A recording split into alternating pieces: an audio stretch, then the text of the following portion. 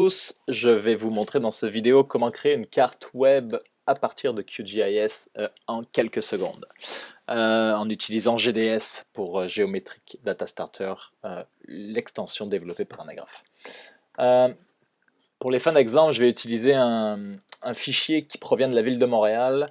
Sur le portail des données ouvertes est accessible cette couche d'évaluation municipale. Donc c'est un fichier qui fait plusieurs centaines de meg, qui contient 500 000 polygones, avec des informations sur les années de construction, la valeur foncière, etc. etc. Donc c'est un fichier assez volumineux qui peut être difficile à partager quand on veut créer des cartes particulières et les partager à des partenaires. Donc, je vais vous montrer comment on fait ça. La première chose, on va créer notre carte. Donc, par exemple, je vais vouloir représenter chaque polygone en fonction de son année de construction. Donc, je vais créer 5 classes pour représenter l'année de construction des bâtiments. Pour rendre ça plus joli, je vais enlever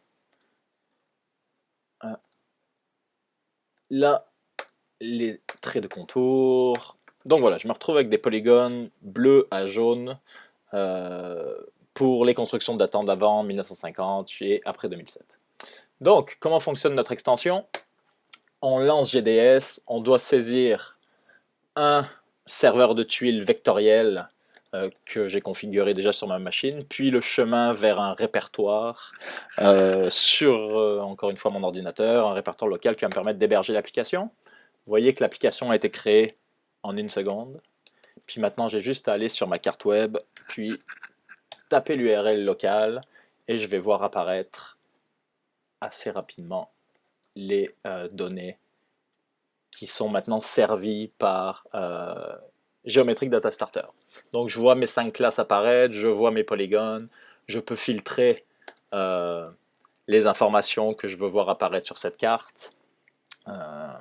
Donc ici, les polygones en jaune correspondent aux données de 2007 et moins. Je peux revoir toutes les informations. Maintenant, ce qui est intéressant, c'est que si je veux modifier cette carte et la repartager, j'ai simplement à retourner dans QGIS. Puis, par exemple, je vais vouloir choisir une nouvelle plage de couleurs. Je veux avoir 10 classes cette fois-ci. Je mets à jour mon projet dans QGIS et j'ai simplement à relancer mon plugin de GDS. Le projet est publié.